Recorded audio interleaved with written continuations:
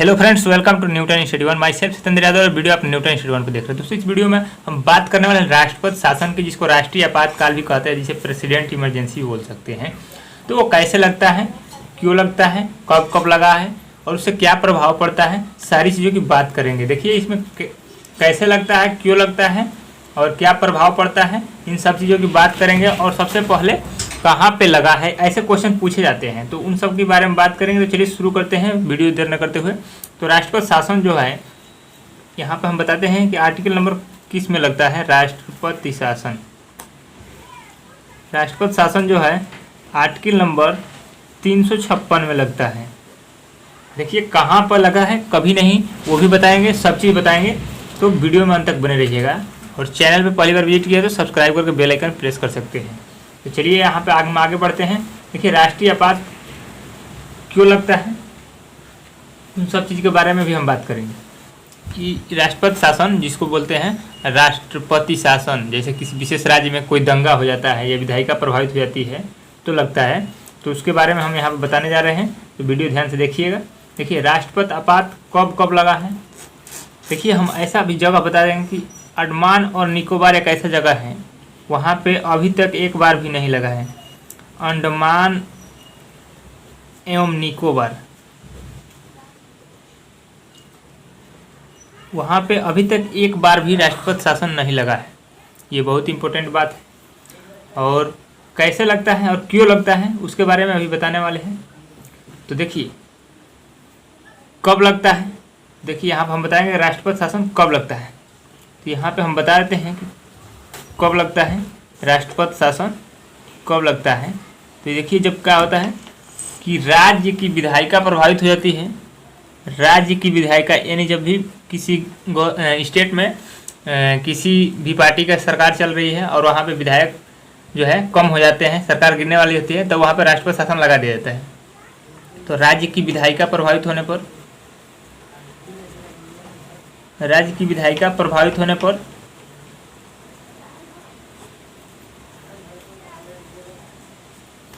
और दूसरा नंबर क्या है टॉपिक आपका, कि राज्य के अंदर किसी धर्म को लेकर के या किसी भी मुद्दे को लेकर के अवरोध पैदा हो जाता है। राज्य के गति अवरोध पर,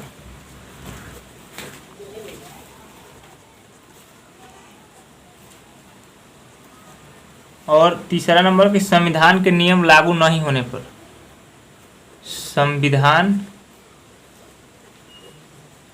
के नियम लागू नहीं होने पर। देखिए, 3 कंडीशन में आपको राष्ट्रपति शासन लगा दिया जाता है।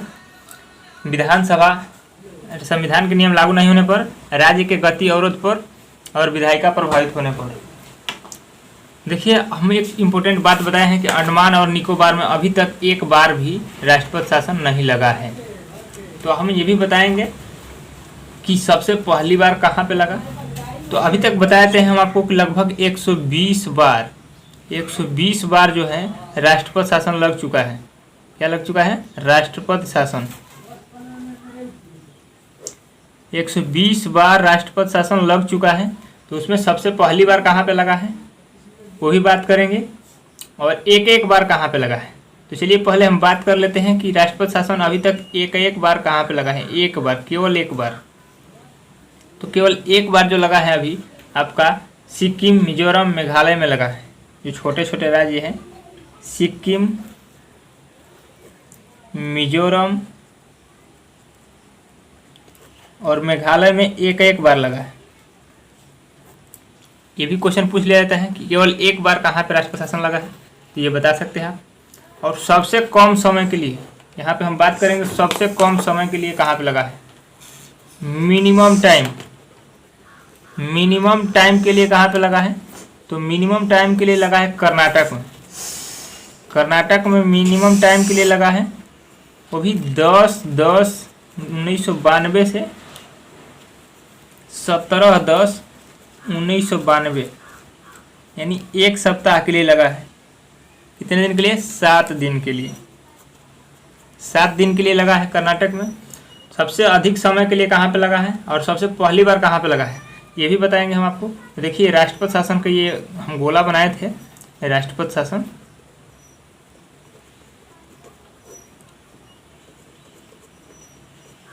तो ये जो है सबसे पहली बार कहाँ पे लगा है? सबसे पहली बार पंजाब में लगा है। सबसे पहली बार पंजाब में लगा है। कब लगा है? तो सबसे पहली बार पंजाब में 1951 में लगा है राष्ट्रपति शासन। सबसे पहली बार पंजाब में लगा है, प्रथम बार। और कब लगा है? 1951 में। उसके बाद ही अलग अलग जगहों पर लगा है, जिसके बारे में हम चर्चा करेंगे और आपको बता रहे हैं, दिखा रहे हैं। तो चलिए, सबसे पहली बार पंजाब में हो गया 1951 में। और सबसे मैक्सिमम टाइम के लिए कहाँ पे लगा? देखिए, ये मिनिमम टाइम के लिए बताए थे यहाँ पे हम, तो एक बार हम मैक्सिमम टाइम के लिए बता देते हैं, क्योंकि मिनिमम और मैक्सिमम पूछा जाता है कहीं भी। मैक्सिमम टाइम के लिए कहाँ पे लगा है? तो मैक्सिमम टाइम के लिए लगा है आपका पंजाब में ही। पंजाब में ही मैक्सिमम टाइम के लिए 5 ईयर के लिए लगा है।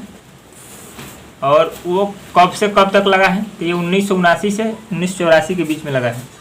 1979 से 1984 के बीच में लगा था पंजाब में। तो ये क्वेश्चन इम्पोर्टेंट है, पूछा जाता है बहुत बार, तो इसको ध्यान रखिएगा। और आगे हम बता रहे हैं इसमें जो भी चीज़ें हैं कैसे लगता है, तो उनके बारे में बात करेंगे। तो राष्ट्रपति शासन कैसे लगता है, हम आपको यहाँ पर लिखते हैं कि राष्ट्रपति शासन कैसे लगता है, कैसे लगाया जाता है।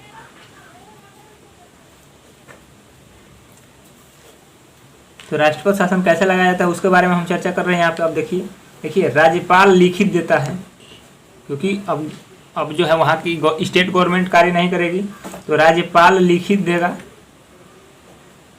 किसको देगा लिखित? राज्यपाल लिखित देता है राष्ट्रपति को।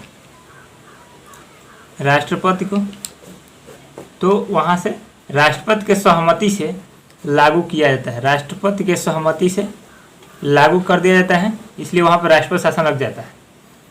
अब देखिए इसका कार्यकाल कितना होता है। कार्यकाल की बात करेंगे हम, तो देखिए कार्यकाल, राष्ट्रपति शासन का कार्यकाल, राष्ट्रपति शासन का कार्यकाल, कार्यकाल जो होता है आपका मिनिमम और मैक्सिमम होता है। तो मैक्सिमम 3 ईयर के लिए लगाया जा सकता है, और मिनिमम की बात किया जाए तो मिनिमम जो है आपका 6 मंथ या 3 मंथ या 2 मंथ या 1 मंथ के लिए लगाया जाता है मिनिमम। उससे भी कम का लगाया जा सकता है, दिन में भी लगाया जा सकते हैं। जैसे कर्नाटक में 10 दिन के लिए 7 दिन के लगा था, तो दिन में भी लगाया जाता है। तो ये आपका मिनिमम टाइम की बात किया गया था। तो आगे हम आपको दिखाएंगे कि इसमें जो है इतनी सारी समस्याएं थी, और अंडमान निकोबार में अभी तक नहीं लगा है। देख लीजिए अंडमान निकोबार, ये इम्पोर्टेंट है, यहाँ पे स्टार लगा सकते हैं। राज्य की विधायिका प्रभावित होने पर लगता है। ये राष्ट्रपति शासन के बारे में चर्चा हुई थी। अब हम बात करेंगे, राष्ट्रपति शासन की बात हो चुकी है, तो अब हम बात करेंगे वित्तीय आपातकाल।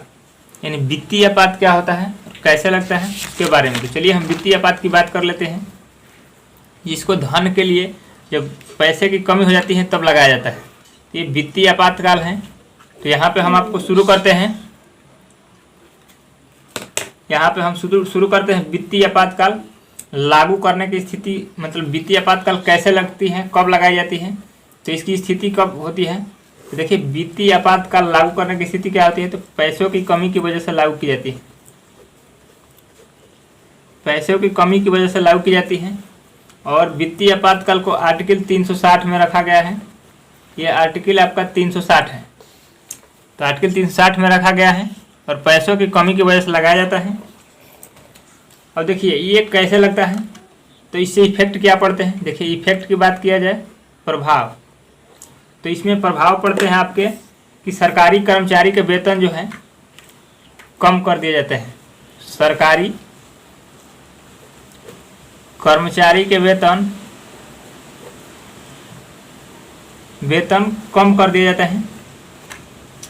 सरकार सभी खाते अपने अंतर्गत ले लेती है। सरकार सभी बैंक खाते अपने अंतर्गत ले लेती हैं, अपने अंतर्गत ले लेती है। और आपात कर लगाया जाता है, जैसे बड़ी बड़ी कंपनियों पे। इमरजेंसी टैक्स भी लगाया जाता है।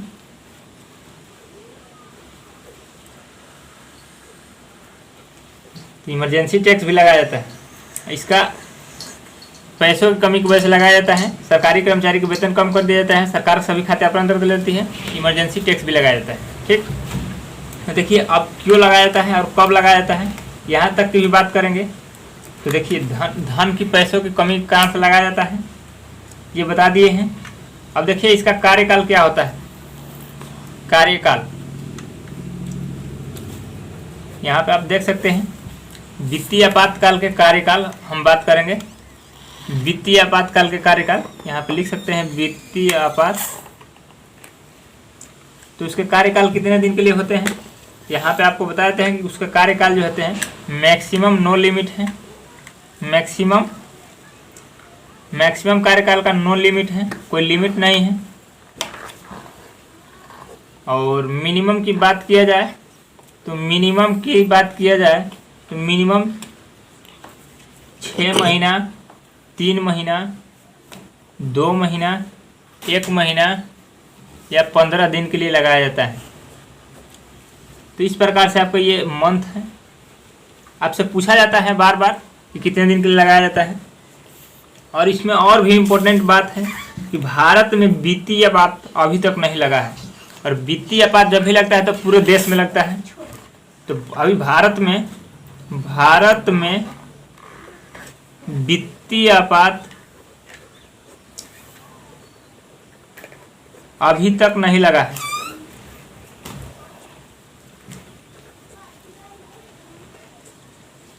भारत में वित्तीय आपात अभी तक नहीं लगा है। परंतु हम आपको एक इम्पोर्टेंट बात बता देते हैं कि 1965, 1978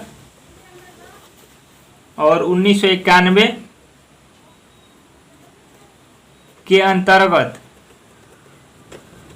3 बार जो है दशा बन गई थी वित्तीय आपात लगाने की दशा बन गई थी।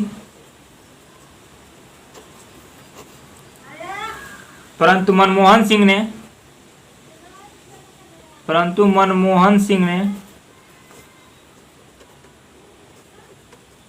क्या किया, मनमोहन सिंह ने उदारीकरण से निकाला।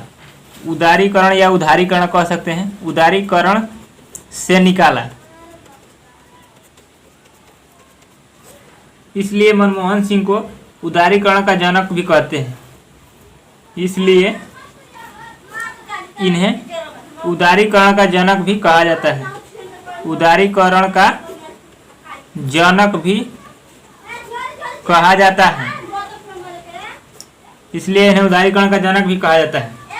और मनमोहन सिंह के नाम से एक और चीज़ है, 2007 में सबसे पहले, जैसे आज ऑनलाइन देख रहे हैं ना सब चीज़, उसी प्रकार से 2007 में सबसे पहले कोयला मंत्रालय को सबसे पहले पेपरलेस मंत्रालय बनाया गया। पेपरलेस, बिना पेपर का उस पर काम शुरू हो गया, मतलब ऑनलाइन शुरू हो गया सब चीज़। तो ये रही आपकी वित्तीय आपातकाल के बारे में इम्पोर्टेंट जानकारी। अब हम नेक्स्ट वीडियो में बात करेंगे राष्ट्रपति के बारे में। राष्ट्रपति का चुनाव कैसे होता है, महाभियोग कैसे लगता है, उसको हटाया क्यों जाता है, इन सब के बारे में बात करेंगे। तो दोस्तों ये वीडियो कैसा लगा आप कमेंट में ज़रूर बताइएगा। और चैनल पे पहली बार विजिट किया तो इसको सब्सक्राइब कर सकते हैं और बेल आइकन प्रेस कर दीजिएगा ताकि किसी वीडियो का नोटिफिकेशन सबसे पहले आपको मिले। तब तक के लिए जय हिंद, मिलेंगे नेक्स्ट वीडियो में। धन्यवाद। Thanks for watching.